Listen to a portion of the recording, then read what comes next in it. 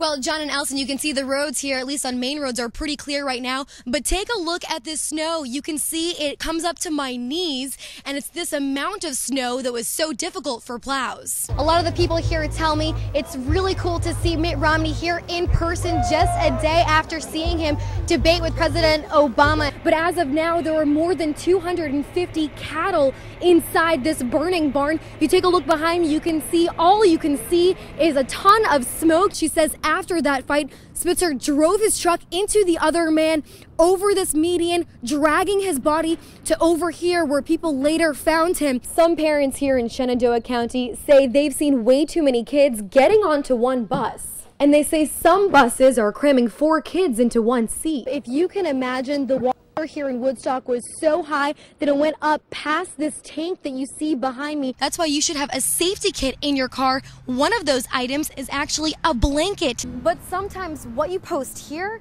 can damage your relationship.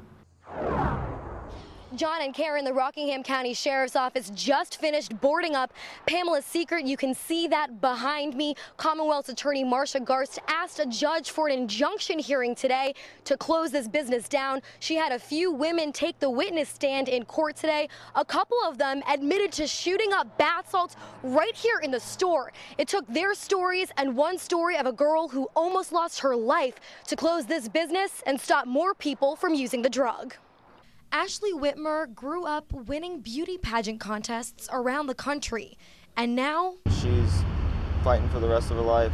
Her brother, Stephen Whitmer, says doctors had to remove 2 parts of her skull, plus take care of numerous other injuries. Her mother is devastated. She probably would never breathe on her own, and they would like for me to make a decision of taking her ventilator out, and I refused. Ashley almost lost her life because she crashed her car after being high on bath salts. Her brother admits to doing the drug too.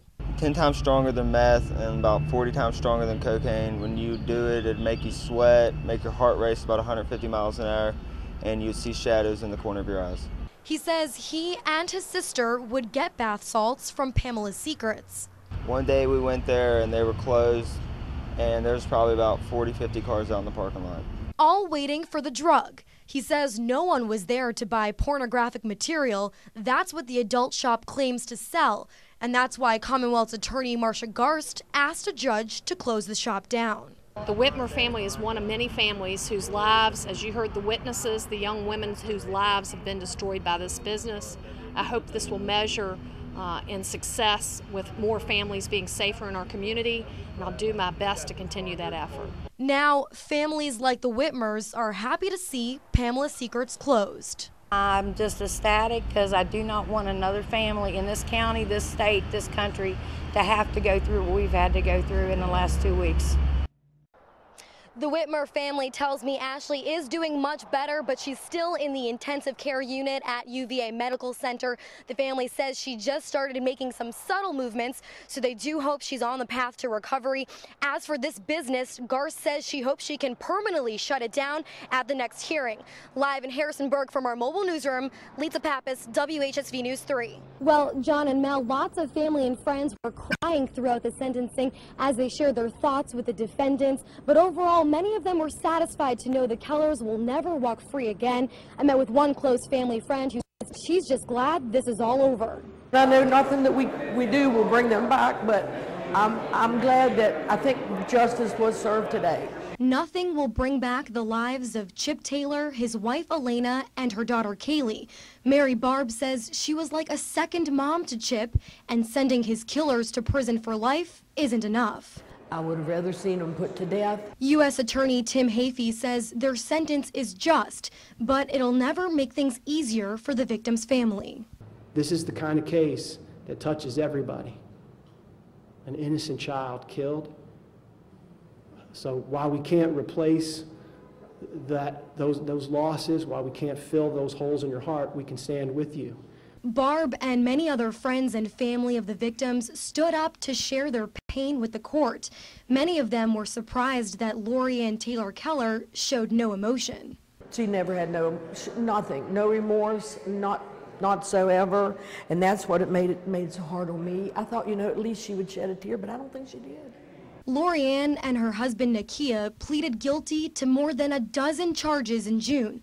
They admitted to crossing state borders to kill Lori's ex-husband and his family, including 5-year-old Kaylee Wetzel. They were also guilty of setting their home on fire in Hardee County to cover up the murder. It's really bad that 2 adults were killed, but when you do this to a little child, you cannot have a heart. Barb holds a picture of Kaylee's grave, all that's left of her now.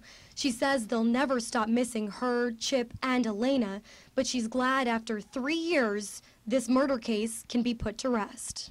I know God did not let this happen, but they're all 3 together now, and they don't have to worry about Lori trying to separate them or come between them. They're happy. I know they're all happy now, finally at peace.